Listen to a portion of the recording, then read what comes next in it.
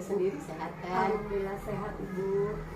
Begini Bu, mohon saya mengganggu waktunya Ibu ya hari ini karena kebetulan saya ada tugas untuk wawancara beberapa kepala sekolah terkait dengan praktik pengambilan keputusan.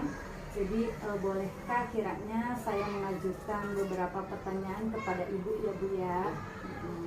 Baik Bu, jadi begini, selama Ibu menjadi kepala sekolah di sekolah kita, sekolah SDN Sagampat ini ya Bu ya, mungkin adakah suatu masalah yang Ibu hadapi sebagai pemimpin, di mana masalah itu menimbulkan dilema dalam penyelesaiannya?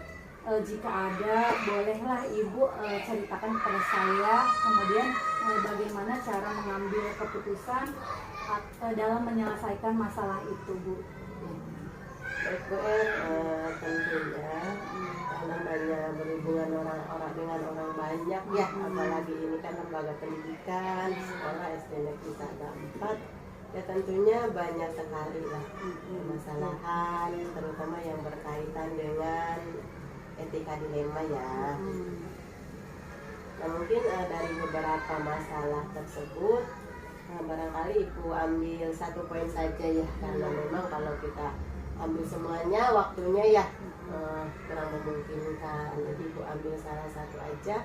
Masalah tersebut kan tentunya banyak sekali ya, yang berkaitan dengan guru, dengan siswa, dengan orang tua murid ya, masyarakat sekitar ya. Itu pasti ada di setiap sekolah ya.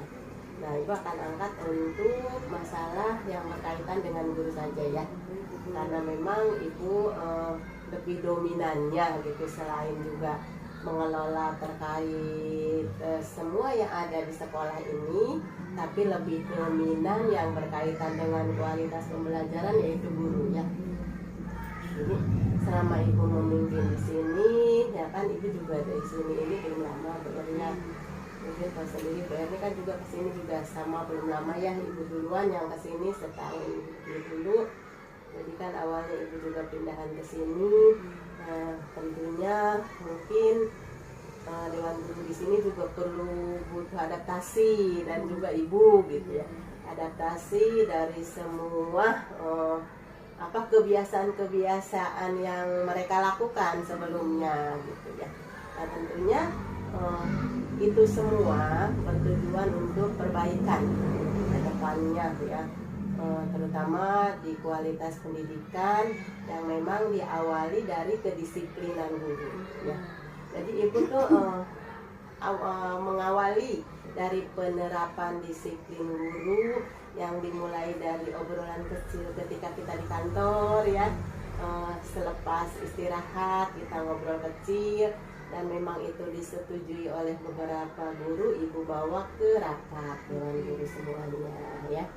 Nah di situ kita ngobrol bersama sehingga diambil kesepakatan bersama bahwa memang mulai tahun ajaran dulu kemarin kita memang datang itu dari satu pintu. Semua yang berkepentingan dengan sekolah ini kita datang dari satu pintu, yaitu di pintu gerbang utama ya, dengan jadwal yang sudah ditentukan bahwa pintunya akan ditutup.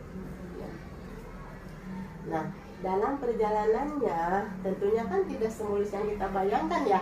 Pasti ada aja kendala-kendala yang kita temui ya dalam berjalannya suatu program ya, suatu kegiatan. Nah, dengan berjalannya waktu ya, nah suatu hari itu ternyata mungkin guru itu kesiangan atau bagaimana ya, dia datang ke belakang. Ya, banyak tuh hari itu guru memang yang datang ke belakang ya. Nah, melihat fakta tersebut, ada salah seorang guru marah lah, ngomong karena memang lagi emosi, tahu. Padahal masalahnya cuma itu doang. Memang guru itu kan kita udah komitmen bersama, udah sepakat bahwa kita datang di satu pintu ya, walaupun memang udah dikunci, mungkin kontak lah yang ada di dalam, tidak lewat belakang. Nah, salah satu guru tuh marah, kemudian nggak kontrol kan, emosi, ngomong kan nggak terkontrol ya, sampai guru-guru juga pada kaget gitu ya. pada ribut tuh di kantor gitu kan. Nah melihat kejadian itu kan ibu juga gimana ya, nggak enak dengarnya gitu kan sebagai seorang pemimpin di sini. Nah kemudian ada salah seorang guru tuh berkomunikasi dengan ibu, ya udah ibu untuk memastikan faktanya benar atau tidak gitu kan, selain pengamatan yang ibu lihat. Nah kemudian ibu panggil, ibu telepon kan orangnya, ibu panggil, alhamdulillah dia mau datang ya, walaupun memang notabene guru tersebut kan susah orangnya, agak senior juga gitu ya. Nah, kemudian agak susah untuk diajak ngobrol, tapi alhamdulillah mungkin dia menghargai ke ibu sebagai pemimpin gitu, apa mungkin dia juga menyadari kesalahan saya barusan gitu ya.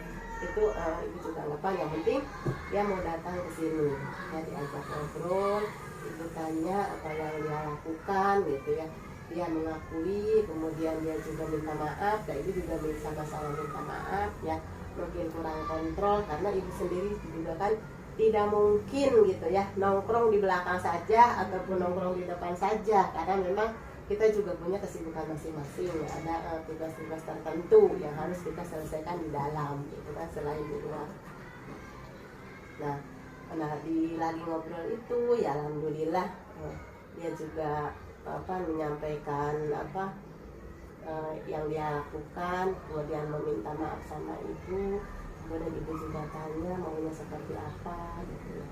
Terus dia ngomong kalau begitu tuh kita kembalikan aja ke semula gitu kan, seperti itu ya, jadi bebas gitu mau dari manapun.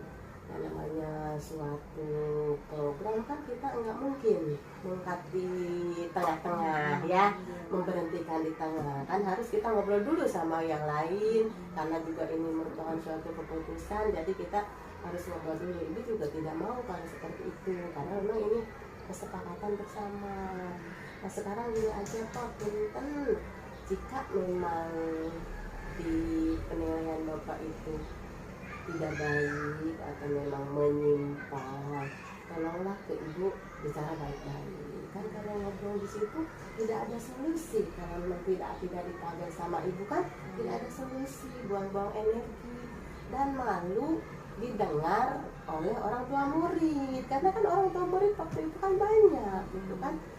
Terus kita dinilainya nanti kurang baik sama orang tua murid kan, jadi istilahnya memperlihatkan gitu ya, memperlihatkan kekurangan kita, memperlihatkan istilahnya ketidakbagusan kita ke orang tua murid itu kan. Lebih baik Bapak datang aja ke saya, atau kalau memang ditemenin ajak guru lah gitu kan. Mungkin saya juga akan memanggil guru-guru yang memang lewat belakang gitu kan. Udah gitu, ya Bu, kalau begitu nanti saya insya Allah akan sama teman-teman gitu kan, saya akan ngobrol lagi terus seperti apa. Kita tolonglah kalau memang ada masalah jangan dulu marah emosi gitu kan, ngomong di luar, karena kita ini lingkungan yang banyak orang yang khawatir orang tua murid tahu, kan akhirnya jadi jelas lah kan orang luar kan kita sendiri.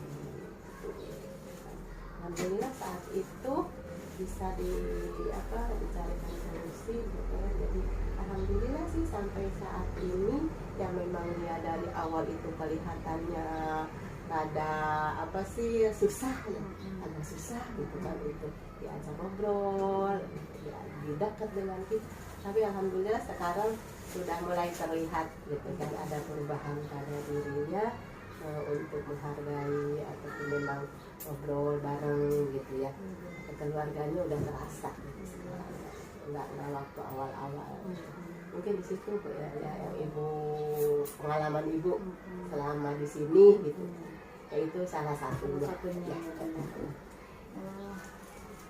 Keputusan yang sangat luar biasa sekali ya Bu ya tadi. Jadi ibu punya permasalahan dilema etika seperti itu antara kebaikan kita, kedisiplinan guru, tetapi ada di lain pihak ada guru yang juga tidak merasa menyimpang gitu ya Bu ya.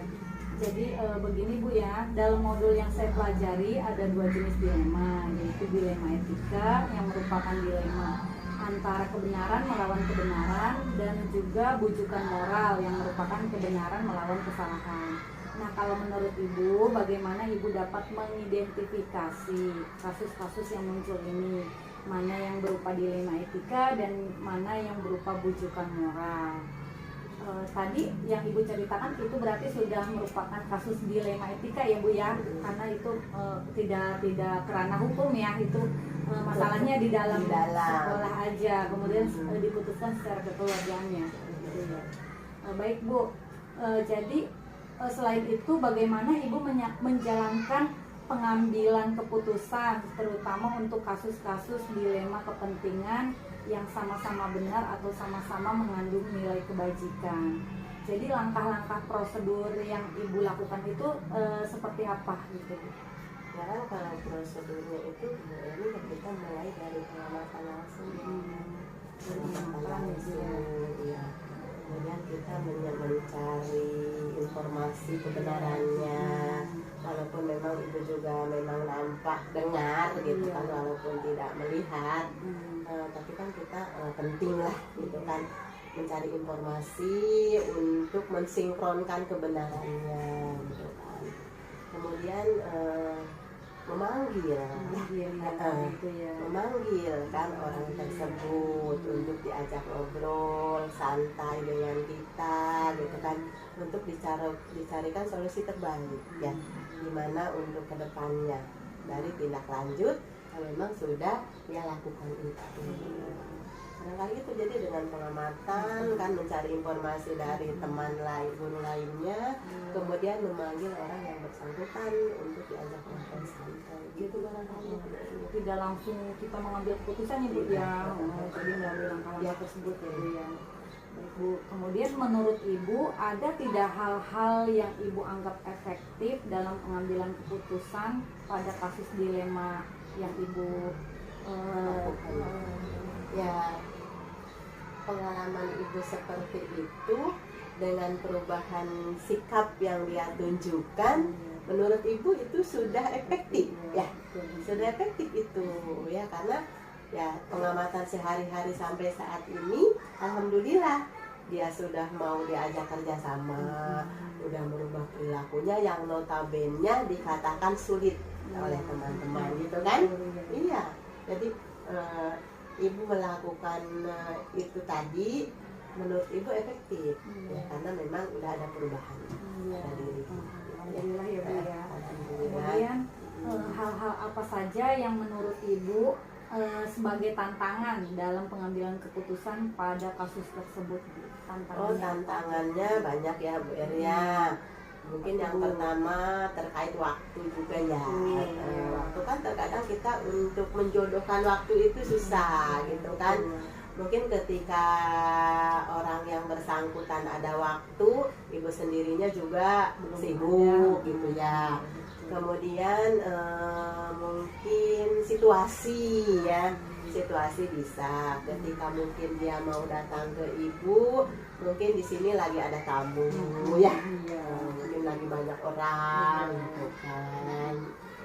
Mungkin itu, kemudian juga dukungan dari teman-teman ya, dukungan dari teman-teman gitu kan, itu faktor penting juga, karena memang ketika kita sudah mengambil keputusan tanpa dukungan, motivasi, kemudian pengamatan dari teman-teman juga kan itu dibutuhkan juga gitu ya. Mungkin itu Bu Emi ya, dari waktu, kemudian situasi, kemudian dukungan dari teman-teman kan, supaya bisa berkolaborasi lah gitu kan. Kemudian apakah Ibu mempunyai aturan atau jadwal tertentu Bu dalam menyelesaikan kasus tersebut gitu? Sampai saat ini memang belum ada ya Bu Er. Jadi secara insiden sajalah. Ketika Ibu amati ada dianggap Ibu, oh ini merupakan penyimpangan, merupakan kasus, langsung aja insiden ya. Tidak ditunda-tunda gitu ya kan, langsung ya secepatnya gitu kalau ya, ada waktu secepatnya diselesaikan ya solusinya, karena memang kalau kita tunda-tunda suka lupa, suka sebelum yang bersangkutan enjoy aja dengan melakukan penyimpangan juga, ya nggak ada teguran ini dari ibu gitu kan. Jadi secara spontan saja, tidak ada jadwal tertentu. Nah kalau mungkin memang ibunya sibuk, mungkin baru dijadwalkan. Tapi selama ini belum ada jadwal, jadi langsung aja. Baik Bu. Kemudian adakah seseorang atau faktor-faktor mungkin ya Bu yang selama ini dapat mempermudah Ibu dalam mengambil keputusan pada kasus tersebut? Oh, yang mempermudah mah ya, yang pertama kan kesediaan orang tersebut ya. Iya. Kesediaan orang tersebut untuk mau menerima apa yang dia lakukan itu salah satu faktor yang penting. Itu yang pertama, yang kesediaan dia dulu gitu kan. Kemudian mungkin ya itu tadi ada guru ya, rekan juga ya, rekan juga, kemudian lingkungan sekitar ya yang mendukung gitu kan. Kalau memang kita juga situasinya nyaman, lingkungannya nyaman, kita menyelesaikannya juga dengan hati yang tenang, iya, kepala yang dingin gitu kan. Jadi ambil keputusan diterima oleh dia. Baik Bu, pertanyaan terakhir ya Bu ya. Dari semua hal yang telah Ibu sampaikan tadi, pembelajaran apa yang dapat Ibu petik dari pengalaman Ibu dalam mengambil keputusan sebuah masalah yang tadi bisa menimbulkan dilema etika itu Bu?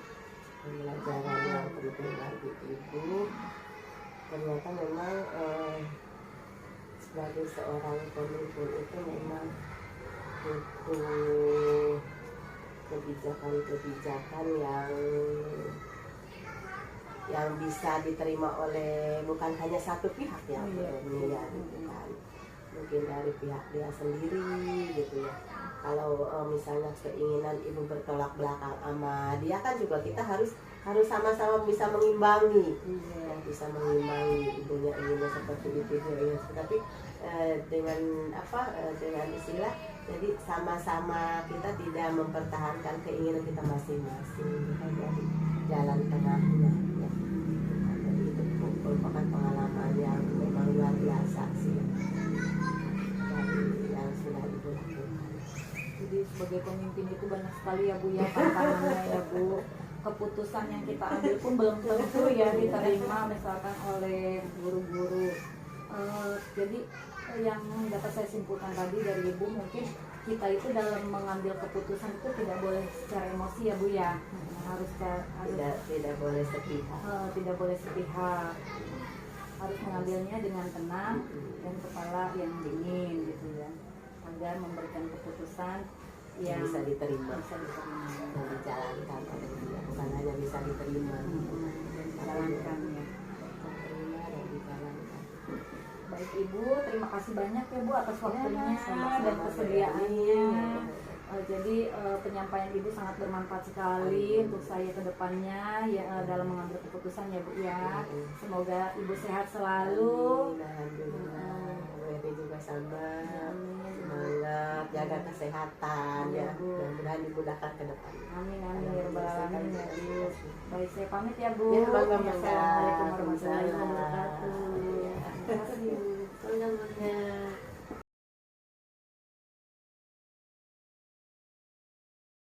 Warahmatullahi wabarakatuh Bapak. Gimana kabarnya Pak hari ini? Alhamdulillah. Terima kasih ya Bapak ya. Saya sudah diizinkan berkunjung ke sekolah Bapak ini. Ya. Jadi begini Pak ya, kebetulan saya itu ada tugas Pak untuk wawancara beberapa kepala sekolah mengenai praktik pengambilan keputusan. Nah, bolehkah saya mengajukan beberapa pertanyaan kepada Bapak? Silakan. Ya baik Pak. Mudah-mudahan bisa menjawabnya. Iya, mudah-mudahan pasti bisa lah Pak ya. Jadi begini ya Pak ya, selama Bapak menjadi kepala sekolah di SDN Bunar 1 ya Pak ya, mungkin adakah suatu masalah yang Bapak hadapi sebagai pemimpin, di mana masalah itu bisa menimbulkan dilema dalam penyelesaiannya? Jika ada, bolehlah Bapak ceritakan kepada saya, kemudian beserta cara penyelesaian masalah tersebut. Oke. Baiklah. Kalau kita berbicara masalah-masalah jangankan di suatu lembaga, dalam diri kita sendiri ada juga banyak masalah ya, Betul. banyak masalah yang perlu kita tangani, yang perlu kita selesaikan. Walaupun dalam suatu organisasi ataupun pendidikan, terutama mungkin di yang Bapak alami di sini sebagai kepala sekolah SD nomor 1, masalah sih banyak, tapi kadang-kadang masalah ada yang intern juga, ada yang eksternal, yang kaitannya dengan personel juga, yang kaitan dengan siswa juga, yang kaitan dengan personel yang mungkin dari segi kedisiplinan juga, yang mungkin lah tidak sesuai dengan kaidah atau peraturan yang ditetapkan di sekolah kami, dan mungkin sebagai sebagai ganjarannya atau sebagai tindak lanjutnya, jadi tadi pengambilan keputusan. Adapun keputusan itu ya kadang-kadang kita ambil secara bersama dengan melibatkan semua anak buah atau personil.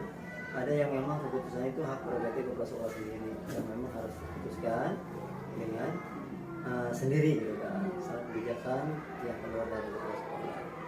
Satu contoh, kalau memang yang memang kebijakan atau keputusan yang diambil bersama, kadang-kadang ini mungkin kasusnya kasus bisa jadi dari siswa ya, dari kasus siswa yang memang siswa itu ya di luar melanggar aturan ataupun tidak sesuai dengan aturan-aturan yang telah ditetapkan di SD nomor 1. Dan mungkin masalah ini juga tidak langsung ke kepala sekolah, ya, mungkin bisa ditangani oleh walasnya sendiri.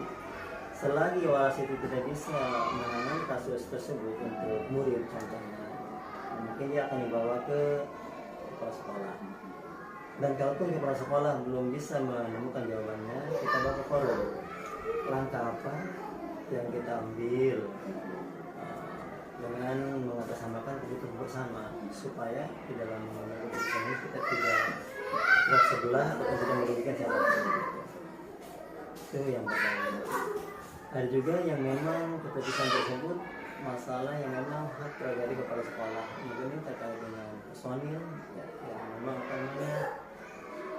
guru ataupun tenaga kependidikan yang membangkang atau gimana ya, kurang disiplin. Kita mungkin biasanya kasih SP. Kadang-kadang teman-teman juga menyerahkan tanggung jawab itu, keputusan itu ada di kepala sekolah.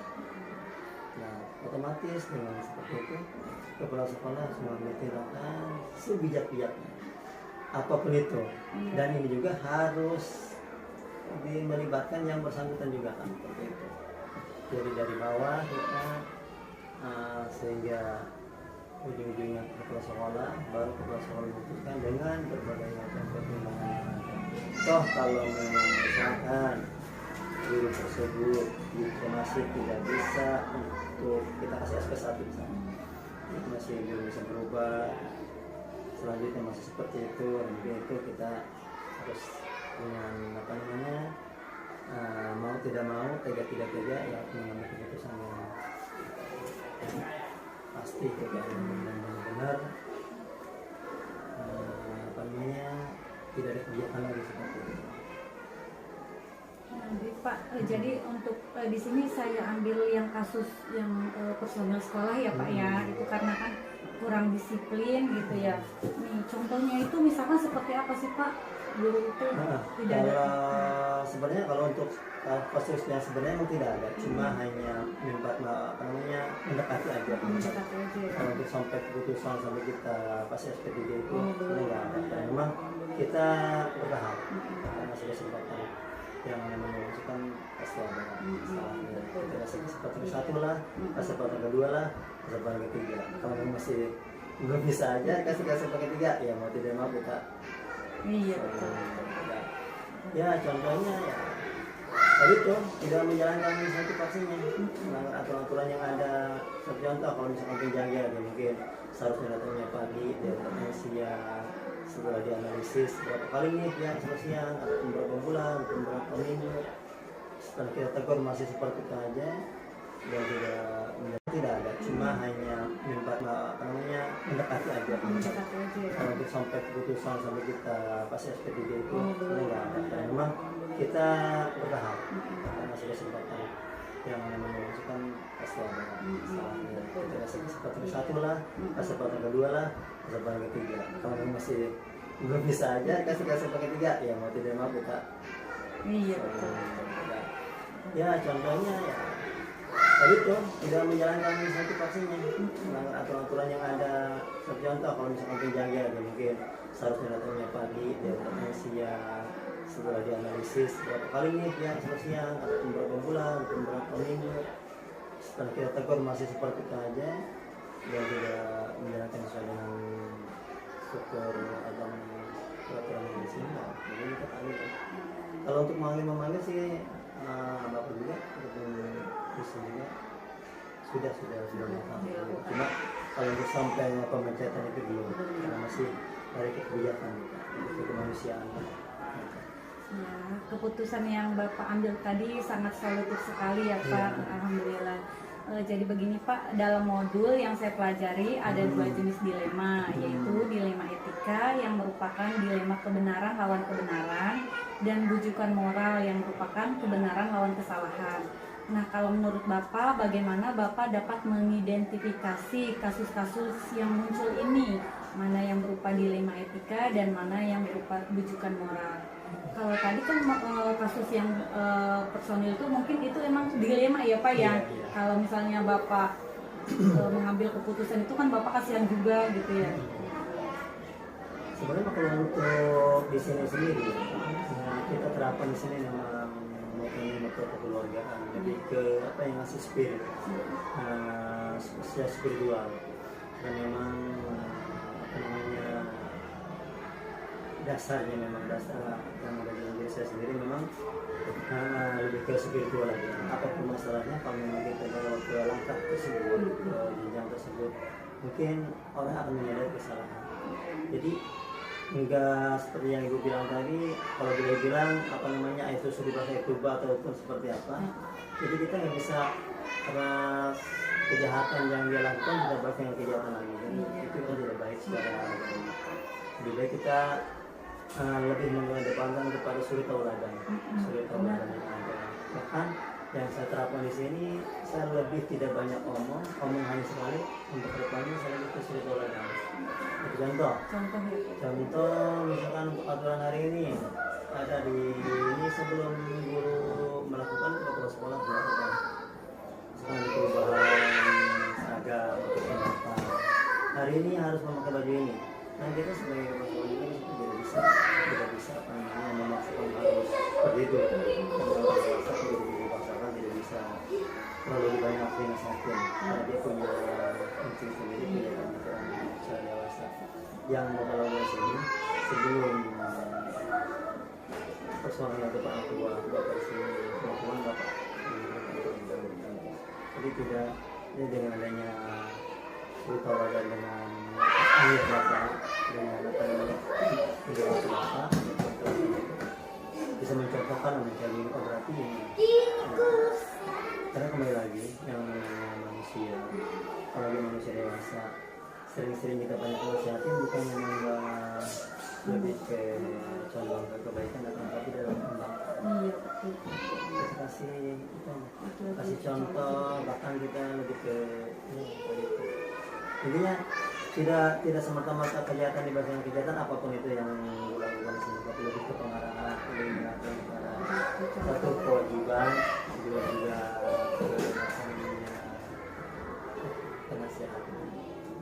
Baik Pak, berarti selama ini Bapak sudah menjalankan pengambilan keputusan itu dengan bijak, terutama untuk kasus-kasus dilema kepentingan yang sama-sama benar atau sama-sama mengandung nilai kebajikan. Nah selanjutnya langkah-langkah atau prosedur seperti apa yang Bapak lakukan ya selain yang tadi Bapak ucapkan gitu, yang tadi Bapak sampaikan. Mungkin ada lagi langkah-langkah yang lain Pak? Yang contohnya mana? Langkah-langkah prosedur dalam mengambil keputusan Pak. Kan tadi Bapak bilang kalau keputusan itu bisa secara bersama-sama atau Bapak sendiri yang ngambil gitu ya. Kalau Bapak sendiri yang ngambil seperti apa Pak? Yang mengambil keputusan prerogatif untuk Bapak. Kalau untuk mengambil keputusan dari Bapak sendiri tadi Bapak nggak bisa langsung Bapak putusan kepada orang tersebut, tapi kita negosiasi dulu.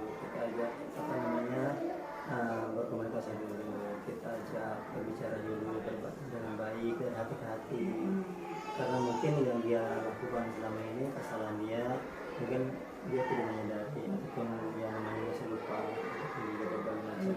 Kita tidak, intinya tidak langsung mengambil keputusan, kita tanya dulu langkah awalnya kenapa bisa seperti itu, faktor-faktor apa yang menyebabkan pernikahan seperti ini, faktor keluarga, faktor kendaraan, atau faktor dari mana, faktor dari luar juga, sampai faktor intrinsik dia ataupun faktor dalam diri dia sendiri ataupun faktor ekstrinsik ya, eksternal. Jadi kita harus satukan itu. Kalau misalkan memang alasannya bisa mendukung dan bisa dimaklumi oleh kita juga kan sebagai manusia ada jiwa memaafkan, makanya kita langsung putuskan, kita kasih bahwa itu merupakan tanggung jawab yang namanya malas biasa, tapi jangan dibuat-buat. Jadi intinya ada. Jadi saya pribadi tidak langsung mengambil keputusan, kita lihat dari sebab-sebabnya, dari faktor-faktor eksternal atau internal dia. Baik Pak, keputusan yang sangat baik sekali ya Pak ya, langkah-langkah yang baik sekali. Kemudian menurut Bapak ada tidak hal-hal yang Bapak anggap efektif dalam pengambilan keputusan pada kasus-kasus dilema etika itu? Ya. Efektif. Selama ini saya yang Bapak sampaikan dari awal tadi tidak sampai ke pemecatan karena memang kita kasih solusi dan kita arahkan baik secara kewajiban kita arahkan juga secara spiritual juga bahwa ini tidak baik karena memang ini apa ibaratnya kita kita menggiring orang tersebut untuk merubah sikap dan perilaku dia lebih ke ke spiritual, menjadi orang yang lebih baik ke spiritual. Dalam agama juga kan misalkan tidak boleh seperti itu.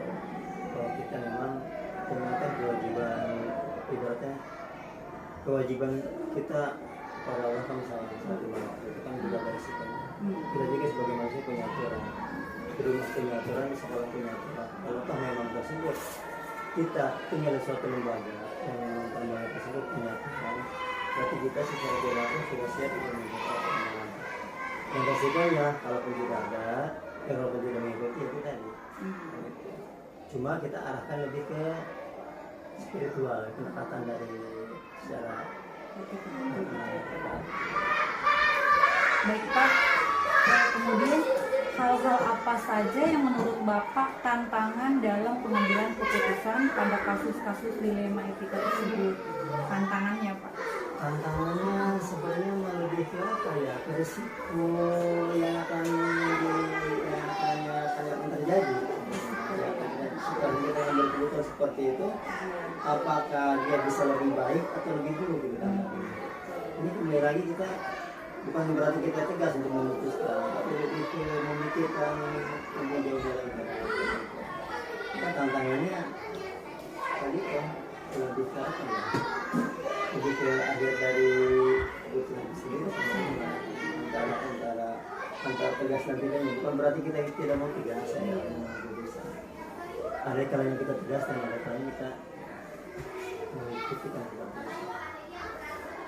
Luar biasa sekali ya Pak ya, Masya Allah. Kemudian ya Pak ya, apakah Bapak mempunyai aturan atau jadwal tertentu dalam menyelesaikan kasus dilema etika? Maksudnya apakah Bapak langsung menyelesaikan di tempat itu atau memiliki sebuah jadwal untuk menyelesaikannya? Kalau untuk jadwal mungkin kalau untuk masalah penyelesaian kasusnya ada. Mungkin tergantung kondisi waktu ya, waktu luangnya. Tidak ada tertulis untuk penyelesaian. Tidak ada jadwal ya berarti. Tergantung kita ada waktu, kadang-kadang kan kita disebutkan dengan perjanjian. Kalau memang ini udah urgent untuk diselesaikan, mau tidak mau, kita juga harus. Sekarang memang kalau misalkan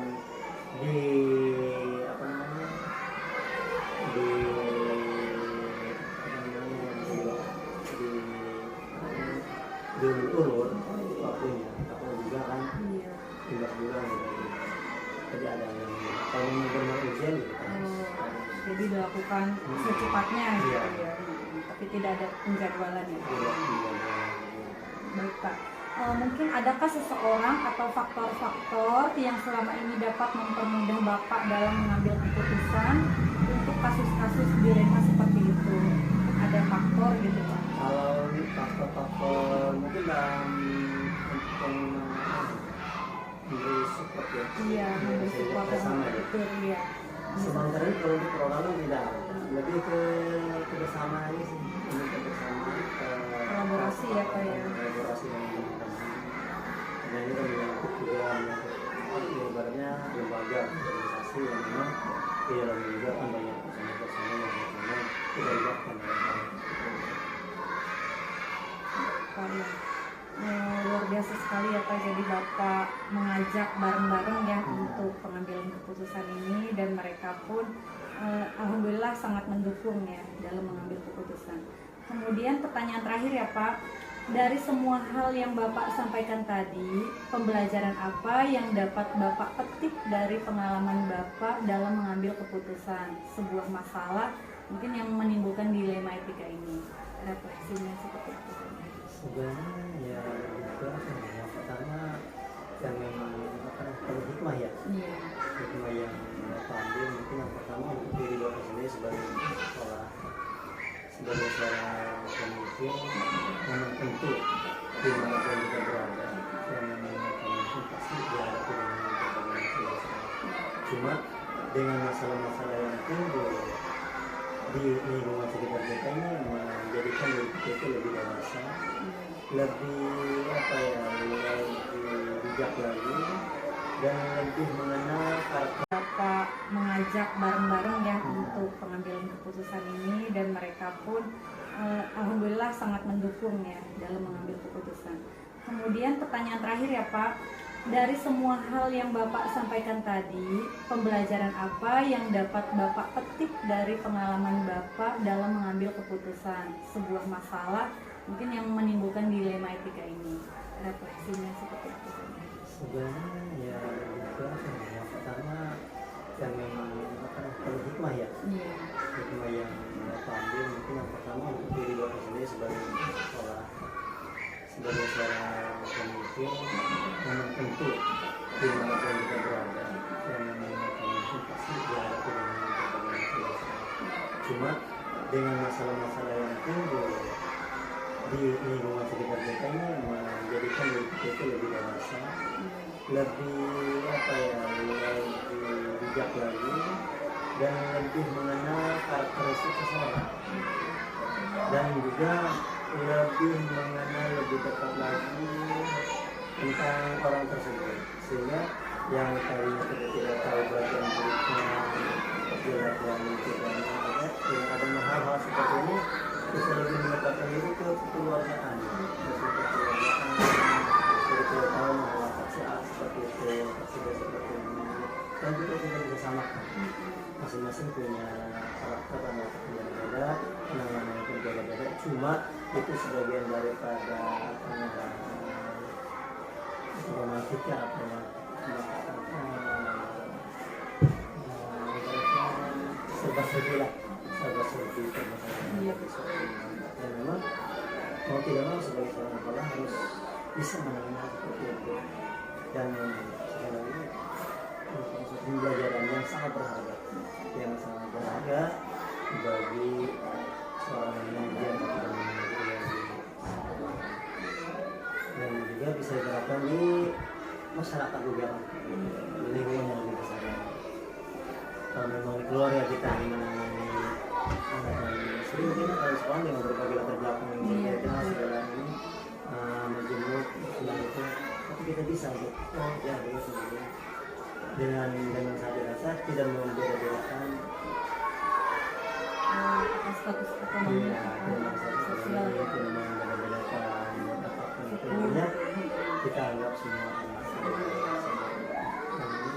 jadi bersama, yang mungkin dalam satu lembaga, satu organisasi, satu keluarga yang akan berbeda, tapi itu sebagai dinamika kepemimpinan memang benar-benar bijak dan mengambil keputusan yang benar-benar bisa merangkul buat kita, sehingga ya pesan yang ada dalam diri anak buah itu kita oh ternyata lebih ke peduli gitu ya Pak. yang Bapak rasakan waktu jadi guru, sedikit ucapan yang keluar dari kepala sekolah itu kepada seorang guru itu memang benar-benar berarti. Mau dia mensupport ke, mau dia membantu gimana itu selalu berkesan. Jadi intinya apapun yang dilakukan oleh sekolah, baik itu jangan jadi menanya aja kepada anak buah itu udah merupakan suatu apa ya kesan yang berbeda ya. Berarti peduli. Dipanggil aja namanya, kenal aja namanya nih. Misalkan Ibu Nini, itu sebenarnya minta ampun. Soalnya Bapak sudah pernah punya cerita pengalaman anak buah teman Bapak kan jarang dikenal sama Bapak sekolah. Dia dikenal baru hari itu dia disebut namanya. Iya, bosan nama saya dipanggil sama kepala sekolah dia buat tahu ya. Itu bosan aja. Jadi senang ya Pak ya kalau kita diperhatikan. Iya, nggak usah terlalu yang dipanggil aja namanya. Dipanggil apalagi sering namanya atas namanya ke bawah kan. Ibaratnya ada nilai tersendiri.